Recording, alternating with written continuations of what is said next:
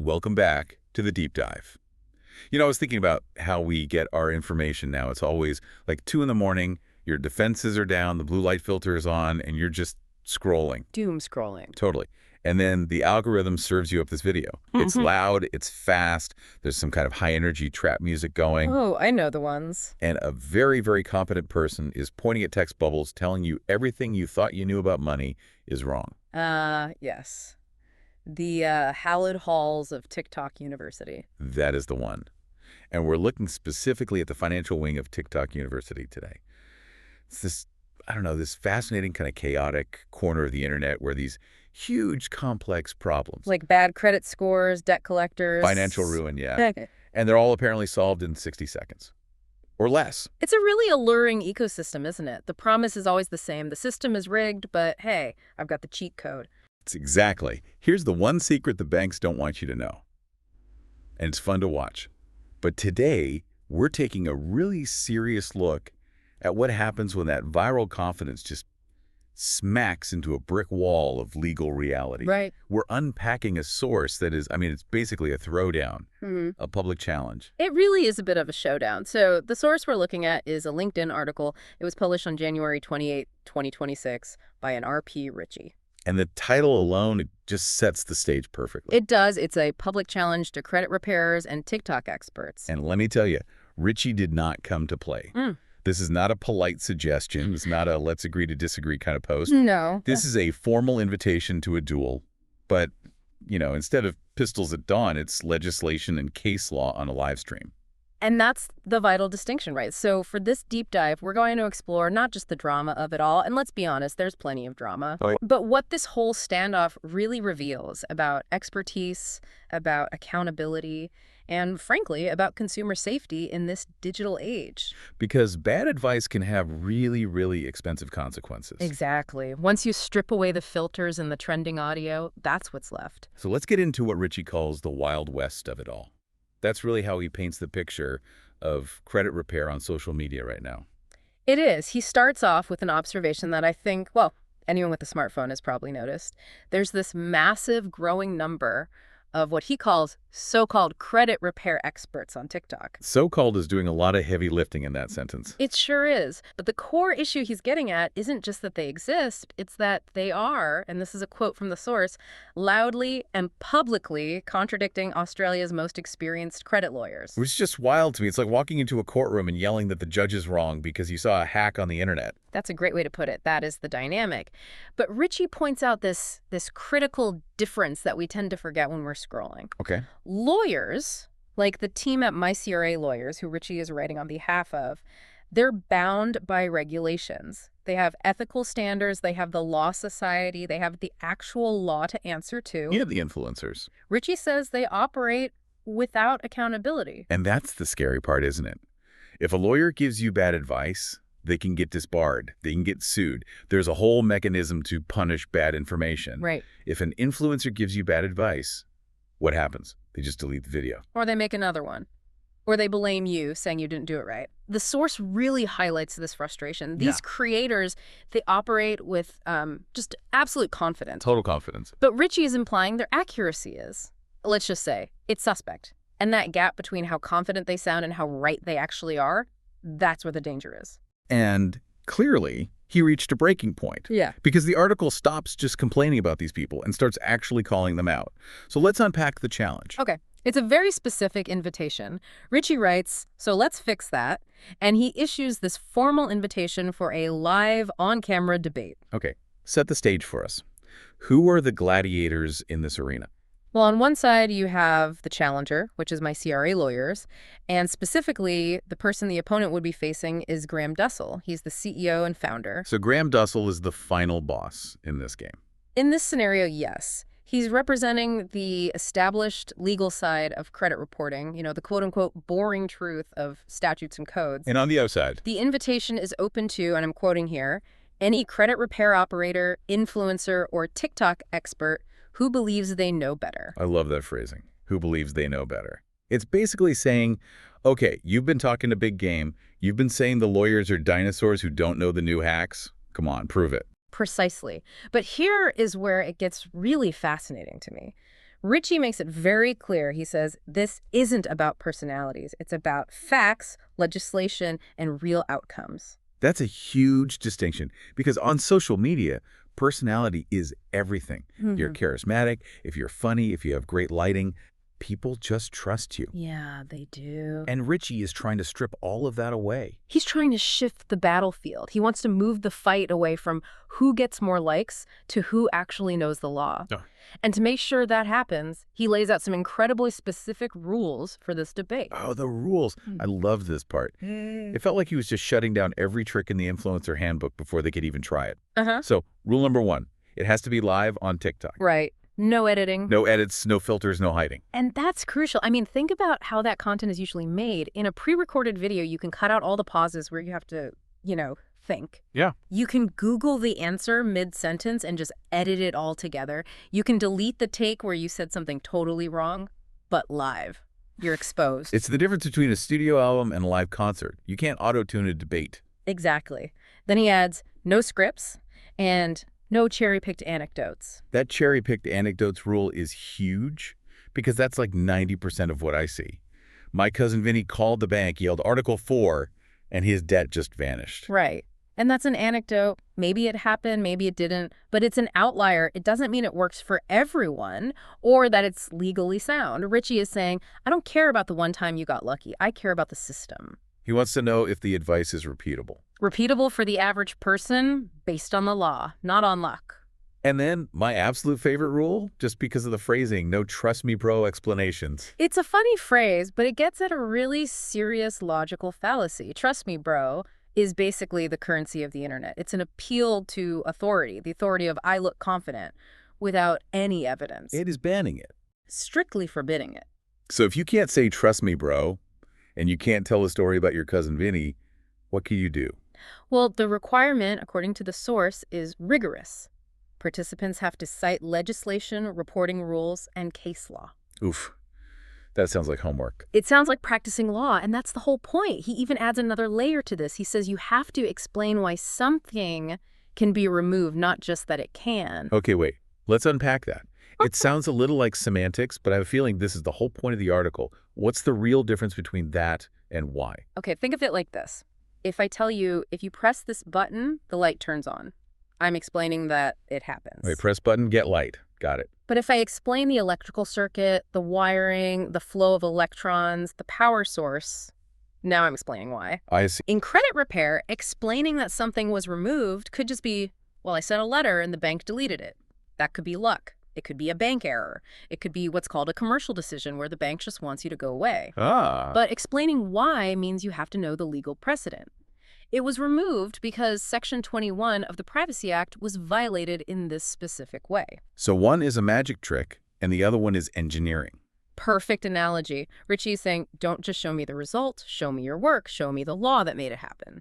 Because if you can't show the law, you can't replicate it reliably. And that leads us to the core of why he wrote this. This isn't just about ego. It's about consumer risk. Right. And this is where we need to shift gears a little, because for someone listening right now, this could just sound like, industry drama. Lawyers versus marketers. Yeah. But Richie lists 4 very specific reasons why this matters to anyone with a bank account. He does. He argues that people are making serious financial decisions based on these little videos, and the first danger he lists is oversimplification. Credit law is complex. 60 seconds isn't enough. It really isn't. When you try to compress a complex legal statute into a 1-minute clip, you lose nuance. And in law, the nuance is everything. The exception to the rule is often more important than the rule itself. And if you leave that out because it doesn't fit in the reel, you're giving bad advice. Incomplete advice, yeah. Which can be just as dangerous. The second danger he brings up is misrepresentation. Specifically, misrepresenting what's actually removable from a credit report. This is a huge one. If an influencer tells you, oh, you can get anything removed if you just say these magic words, that's a misrepresentation. It gives people false hope. It's not a vending machine. Exactly. It's a record of fact. And that leads directly to his third point, which I found the most alarming, backfiring disputes. Okay, I really want to dig into this.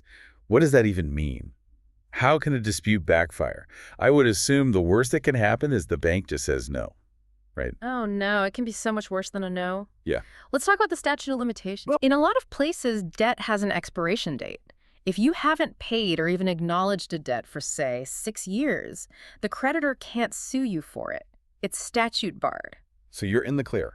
You are, until you watch a TikTok that says, send this dispute letter to clean up your file. So you download their template, you fill it in, you send it off. But that template might be worded really poorly. By sending it, you might actually be formally acknowledging that the debt exists. Oh, no. Oh, yes. And by acknowledging it, you could restart the clock. Suddenly, that debt that was about to die is brand new again. You've just reactivated it. You have just reactivated a liability that was legally dead. Now they can sue you. You've followed the advice, and you've made your situation so much worse. It's a nightmare. You try to fix it, and you end up handing the collectors a loaded gun. That is exactly what Richie means by backfiring. Or you might use some frivolous argument you found online that has zero legal standing. The lender then marks your file as frivolous or vexatious. Now you're flagged. You're the boy who cried wolf. So if you have a real issue later, they might not take you seriously. They might not. It's a huge risk. Wow. Okay, so his fourth danger is the blurring line between education and marketing. And we see this everywhere. Here's a helpful tip. And by the way, for just $49, you can buy my PDF guide. Right. It's a funnel.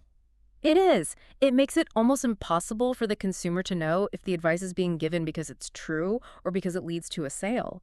The video is the hook, the fear is the driver, and their product is the only solution. So Richie's trying to cut through that fog. He is. He says it very clearly.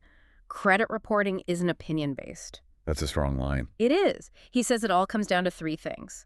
Legislation, reporting codes, and lender practice. Those are the pillars. They are not subjective. They are not vibes. And then he hits them with this reality check.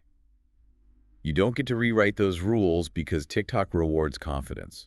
And that's the whole argument in a nutshell. The algorithm rewards engagement and confidence and speed. The law rewards accuracy and evidence and procedure. Those two systems are just fundamentally at odds with each other. So what makes a good TikTok often makes for terrible legal advice. It really does. Okay, so we have the challenge, we have the rules, we have the stakes. Let's talk about the ultimatum, because the way this article ends, it is very put up or shut up. It is. The section is called an open invitation. And Richie lists 3 beliefs. He says, if you believe Graham Doessel is wrong, if you believe MyCRA Lawyers' position is outdated, or if you believe TikTok creators understand credit law better than actual practicing lawyers. Then let's test that belief in public. No edits, no filters, no hiding behind comment sections. It's a direct call for transparency. Well, what I found really powerful was his point about silence. Because let's be real, usually when these challenges get thrown down, the influencers just ignore it. Right. Pretend they never saw it. Stay in their echo chamber. But Richie anticipates that. He writes, silence is an answer too. Ooh, that's cold. But it's accurate. It's effective logic, isn't it?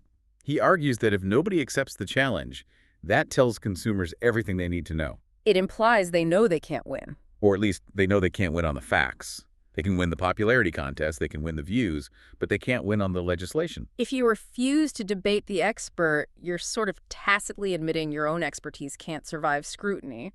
And that brings us to the final philosophy of the whole piece. The source ends with this thought.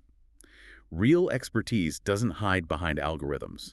It stands up to scrutiny. That is such a profound statement for the digital age we live in. We're in a world where algorithms curate our reality. They feed us what we want to hear or just what keeps us watching. And expertise isn't about what the algorithm likes. Exactly. It's not about what gets the most shares. It's about what holds up when you shine a bright light on it. It's about what stands up in court or in a debate where, trust me, bro, is not an admissible argument. It really makes you rethink how you consume information. We scroll, we see someone in a nice suit, maybe there's a rented Lamborghini in the background. For just a really cool office setup. Yeah, and we just assume, wow, they must know their stuff. Visuals are powerful. Confidence is so persuasive. We're sort of hardwired to trust confident people. But Richie's challenge is like a litmus test.